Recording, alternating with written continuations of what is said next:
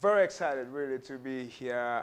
So many things came to mind when eventually had to take up the stage now to make this presentation. I've been thinking, what exactly must I say today?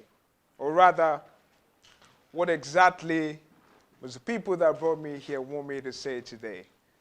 And I'd like to change the focus of this conversation quite a little bit to say that rather than you asking me questions, I want to ask certain very important questions that over 6,000 people from all over the world asked me to ask these participants here in this conference. But first of all, the topic for conversation is stabilizing democracy in the Commonwealth of Nations, especially coming from where I come from as an African in Ghana, currently now in London, and looking at how democracy has been practiced on the continent, especially in Africa.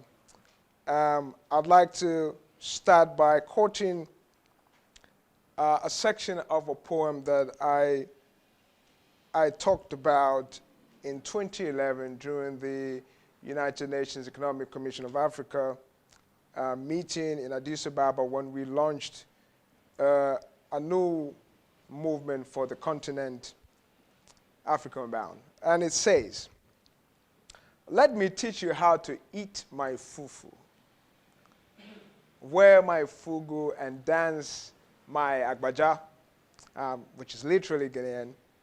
"And you teach me how to skate your eyes, wear your kilt, and drink your beer." How relevant is this? There cannot be a better time and place to discuss this all-important topic than now and here, for indeed the Commonwealth has come of age since it was established. And I like to say that it's from the beginning of this conversation, a lot has been said about the commonalities that the Commonwealth has, and a lot of education has been given by different speakers about the importance of the Commonwealth of Nations. So we already know that there are 54 independent nations and more than 20 dependencies that make up the Commonwealth of Nations. We also know that the common language for communication in the Commonwealth has been English.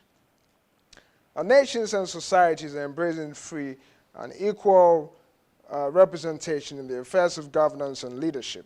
More importantly, many member nations of the Commonwealth are fully practicing democracy in its experimental learning process.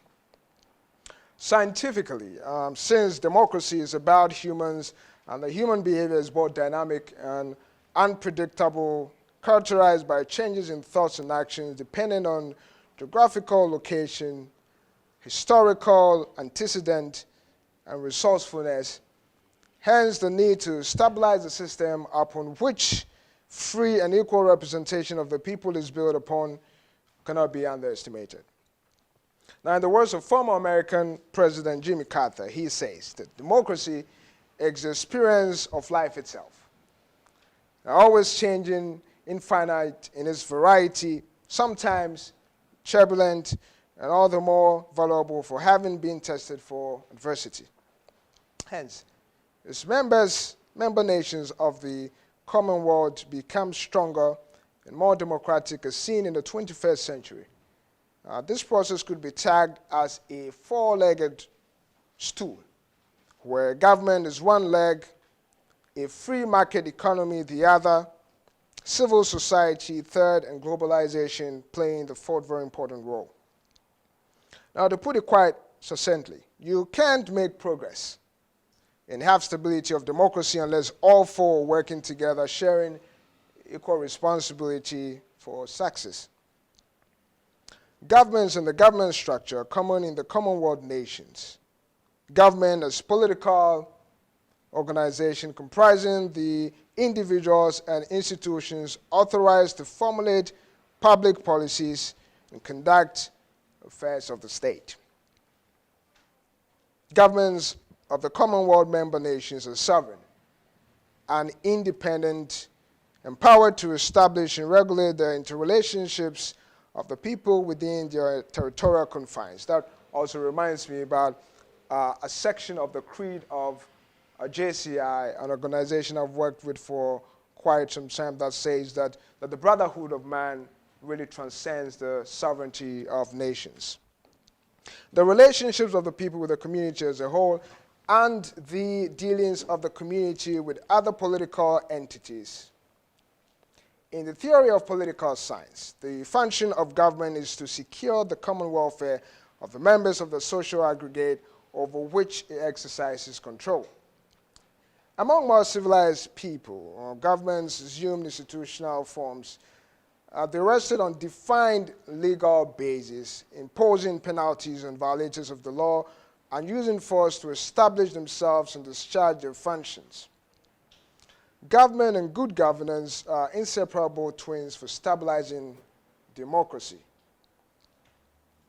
More fundamentally is the issue of human rights, since the human is the central focus of government, good governance and democracy. In the light of the above, human rights are commonly understood as inalienable fundamental rights to which a person is inherently entitled simply because he or she is a human being. These entities are to be protected and promoted by government for its people. Human rights were henceforth seen as elementary preconditions for an existence worthy of human dignity. These protection and promotion of human rights should be the cornerstone of every member nation of the Commonwealth if really the ultimate is to stabilize democracy. The moment fundamental human rights in any democracy is trampled, be sure that such a democracy cannot enjoy democratic stability. The main duties deriving from human rights fall on states or governments and their authorities or agents, not on individuals. One important implication of these characteristics is that human rights must themselves be protected by law, the rule of law. Again, it's government's responsibility to ensure all of these, any disputes about these rights should be submitted to adjudication through a competent, impartial, and independent tribunal applying procedures which ensure full equality and fairness to all of the parties and determining the question in accordance with clear, specific, and pre-existing laws known to the public and openly declared. Free market economy that is all inclusive in the Commonwealth should not be seen to be complicated by the governments of member nations. Free market economy, economic system in which individuals rather than governments make the majority of decisions regarding economic activities and transactions. Individuals are free to make economic decisions concerning their employment, how to use or accumulate capital, what expenditures to make, and whether to use their resources now or to save them for later consumption. The principles underlying free market economies are based on laissez-faire, non-intervention by government. Pardon my French for those of you who are French and come from France. And can be traced to the 18th century Scottish economist Adam Smith, who says, according to Smith, individuals acting in their own economic self-interest will maximize the economic situation of society as a whole as if guided by an invincible hand. More critically, civil society as a third of the four-legged stool in ensuring stability of democracy, we concentrate mainly on the non-governmental dimension that is so crucial to creating and consolidating strong and prosperous democracy status, especially at a time when ethnic strife and turmoil looked as if they were delayed and derailed political process that would usher in democracy and by extension be a force for stabilizing democracy.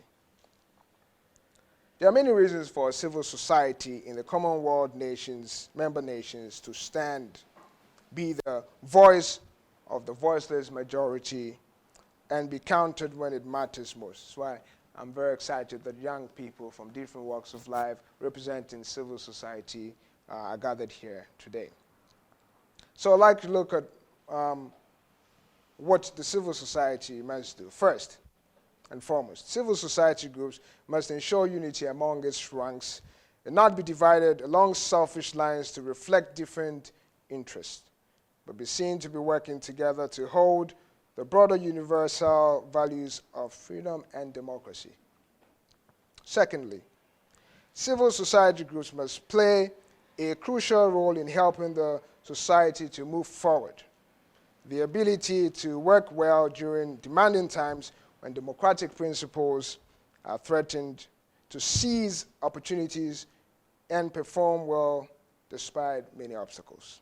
Thirdly, in the member nations of the Commonwealth, civil society stood for the value of pluralism and tolerance, for the rule of law and democratic elections, playing important roles in stabilizing the society for democracy and making sure that the election process are free, fair, and credible. Fourthly, helping the governments in their respective countries to govern, providing input into budgeting and budgetary system, and most importantly, as non-state actors playing the role of checks and balances to government actions and inactions. Now, what about globalization and the Commonwealth? Globalization has come to stay, and the Commonwealth nations cannot afford to be left behind. Globalization is often used to refer to economic globalization, that is, integration of national economies into the international economy through trade, foreign investment, capital flows, migration, and the spread of technology, which we've already heard various experts talk about earlier today. In other words, globalization is also about connectivity. Now, I would like to look at the impact of globalization and Commonwealth nations. Globalization is the accelerating interdependence of nations in a world system linked economically through the mass media and modern information system. It also refers to all those processes by which the peoples of the world are incorporated into a single society. That process is a combination of economic, technology, social, cultural, and political forces. The forces of globalization which the Commonwealth nations can take advantage of include international commerce, travel and tourism, transnational migration, the media, and various high-tech information flows. Therefore, the impact of globalization are increased foreign investments, creates employment and repatriates profit back to the Commonwealth nations.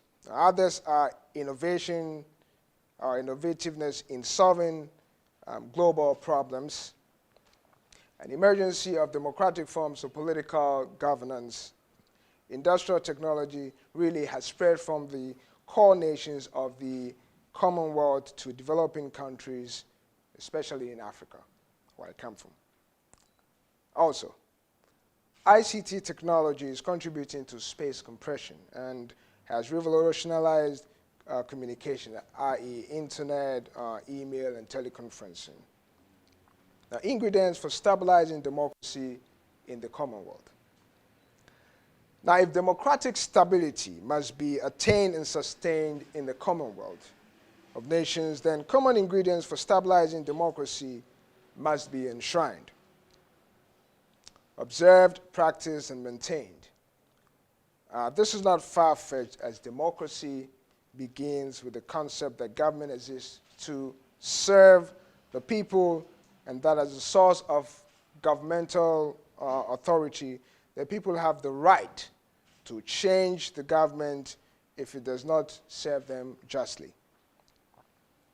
The people are sovereign, From that pivotal idea flow a number of complementary common ingredients: commitment to national majority rule, protection of the rights of the minority, acceptance of a rule of law, equality of all citizens before the law, safeguarding liberties such as the free exchange of ideas and opinions, freedom of religion, freedom to assemble, and the right to be tried by a competent judicial system.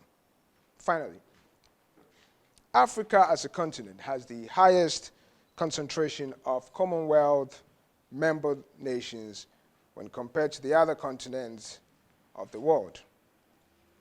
Over the past 20 years, numerous studies have investigated the effects of economic interdependencies and democracy on the likelihood of interstate conflict, particularly in Africa.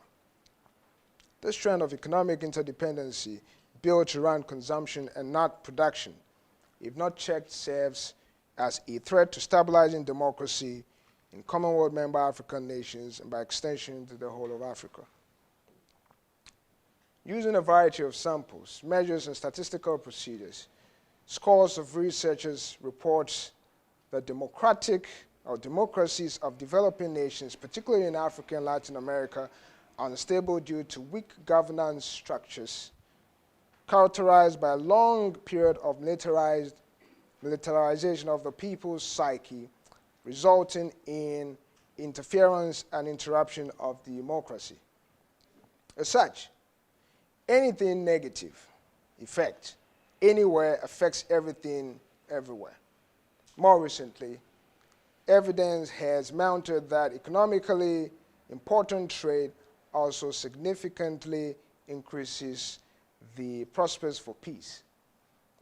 Recent studies, however, have challenged the presence of these direct and conditional effects of interdependence and democracy.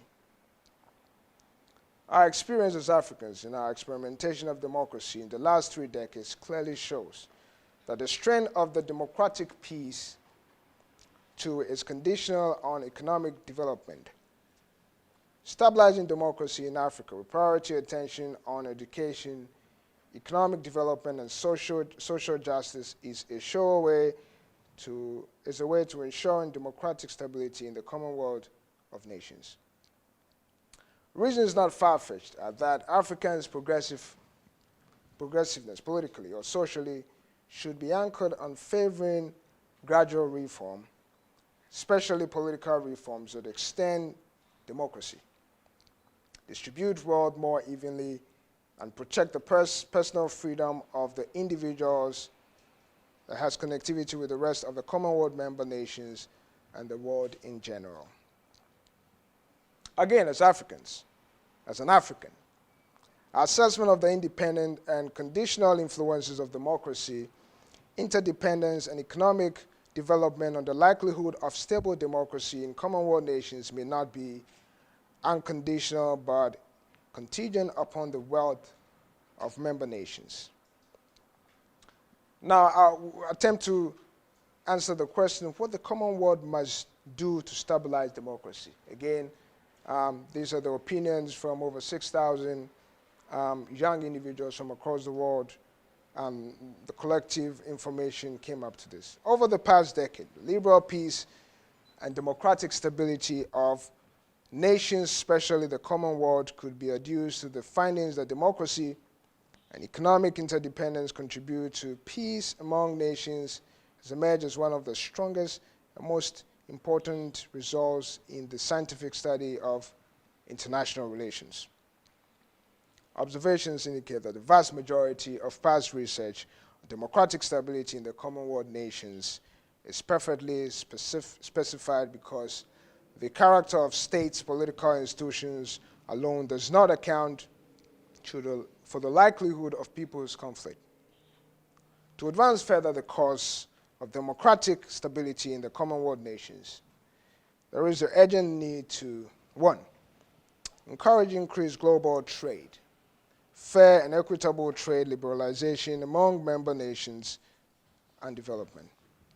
2, to eliminate inequality ensure social justice along with democratic institutions. And every member country or nation of the Commonwealth is independent and sovereign.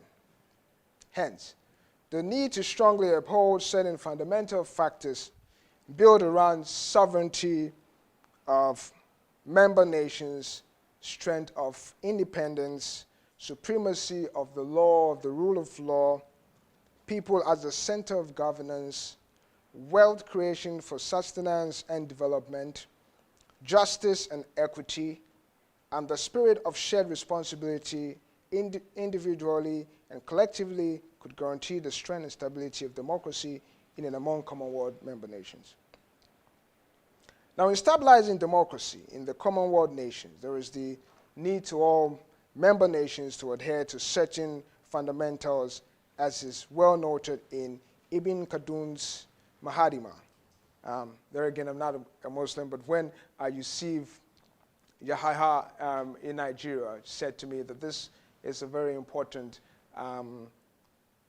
information that I'd like you to include in your presentation, I felt that it made a lot of sense because it dates back to the 13th century, which is also still relevant in this modern era. And this is articulated by Chopra, 2006. It says, the strength of the sovereign does not materialize except through the implementation of the laws, observing the rule of law. And the laws cannot be implemented except by the sovereign.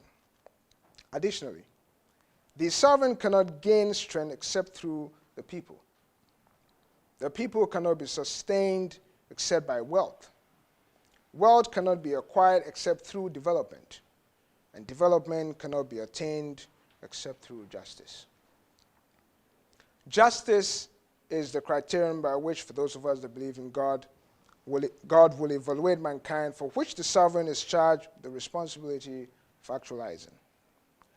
Interpreting this advice as fundamentals of ensuring the stabilization of democracy in Commonwealth nations in a multidisciplinary socio-economic political variables, which includes the sovereign or political authority, beliefs and rules of behavior of the laws, people, wealth or stock of resources, development and justice, in a circular and interdependent manner, each influencing the others and in turn being influenced by them.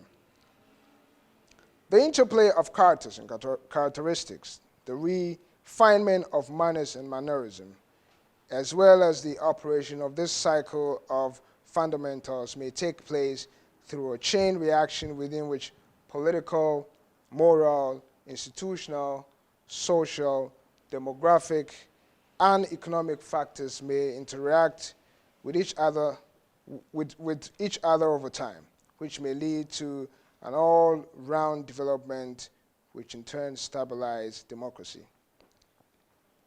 The Commonwealth of Nations must take into cognizance the question, what wealth is common in the Commonwealth of Nations?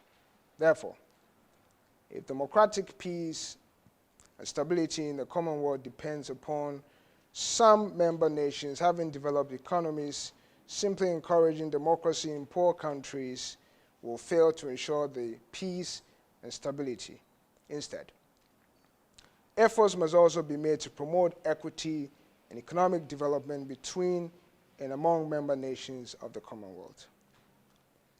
In conclusion, the idea of stability is often invoked in all parts of the world. You often hear political leaders speak about stability as well as peace, justice, and all those very good things. Of course, it is a good thing to have stability, but often it is counterposed as the opposite to democracy, as if stability and democracy are two incompatible states.